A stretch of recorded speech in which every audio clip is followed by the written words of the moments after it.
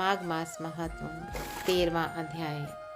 गणपति जी महाराज की जय, सत्यनारायण भगवान की जय। विकुंडल कहने लगा कि तुम्हारे वचनों से मेरा चित्त अति प्रसन्न हुआ है, क्योंकि सज्जनों के वचन सदैव गंगा जल के समान पापों का नाश करने वाले होते हैं। उपकार करना तथा प्रिय बोलना सज्जनों का स्वभाव ही होता है। जैसे अमृत मंडल चंद्रमा को भी ठंडा कर देता है, अब कृपा करके यह भी बतलाइए कि किस प्रकार मेरे भाई का भी नरक से उद्धार हो सकता है। तब दूत कुछ देर ज्ञान दृष्टि से विचार कर मित्रता रूपी रस्से से बंधा हुआ बोला कि हे वैश्य, यदि तुम अपने भाई के लिए स्वर्ग की कामना करते हो तो जल्दी ही अपने 8 जन्म के पुण्य फल को उसके निमित्त अर्पण कर दो। तभी कुंडल ने कहा कि हे दूत, वह पुण्य क्या है और मैंने कौन से पुण्य में, कौन से जन्म में कैसे किया, सो सब बतलाओ, फिर मैं अपने पुण्य अपने भाई को दे दूंगा। दूत कहने लगा कि हे वैश्य, सुनो, मैं तुम्हारे पुण्य की सब कथा कहता हूँ। पूर्व समय में मधुवन में शाल्की नाम का एक ऋषि था।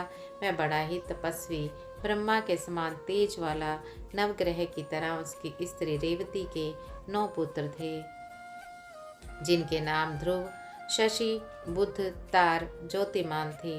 इन 5 ने गृहस्थाश्रम धारण किया तथा निर्मोह, जीतमाय, ध्याननिष्ठ और गुणातज्ञ यह चारों संन्यास ग्रहण कर वन में रहने लगे।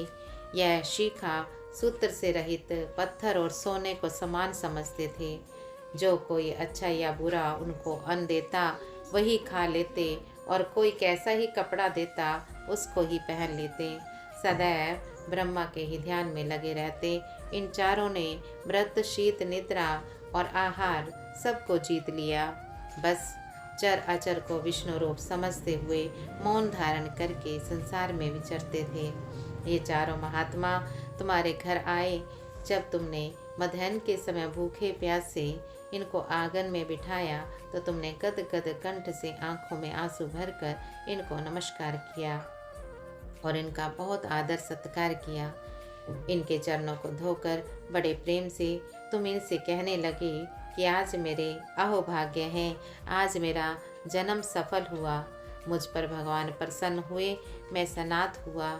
मेरे माता पिता, पत्नी, पुत्र, गो आदि सभी धन्य हैं, जो आज मैंने हरि के समान आपके दर्शन किए। सो हे वैश्य, इस प्रकार तुमने श्रद्धा से उनका पूजन किया और चरण धोकर जल को मस्तक से लगाया। फिर विधि पूर्वक इनका पूजन करके तुमने इन सन्यासियों को भोजन कराया। इन सन्यासियों ने भोजन करके रात को तुम्हारे घर में विश्राम किया और ब्रह्मा के ध्यान में लीन हो गए। इन सन्यासियों के सत्कार से जो पुण्य तुमको मिला सो मैं भी कहने में असमर्थ हूँ, क्योंकि सब भूतों में प्राणी श्रेष्ठ है। प्राणियों में बुद्धि वाले और बुद्धि वालों में मनुष्य और मनुष्यों में ब्राह्मण, विद्वानों में पुण्यात्मा और पुण्यात्मों में ब्रह्मज्ञानी सर्वश्रेष्ठ है। ऐसा ही संगति से बड़े बड़े पाप नष्ट हो जाते हैं।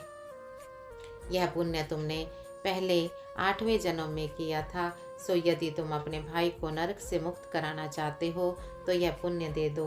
सो दूत के ऐसे वाक्य सुनकर उसने प्रसन्नचित से अपना पुण्य अपने भाई कुंडल को दे दिया और वह नरक से मुक्त हो गया और दोनों भाई देवताओं से पूजित किए गए।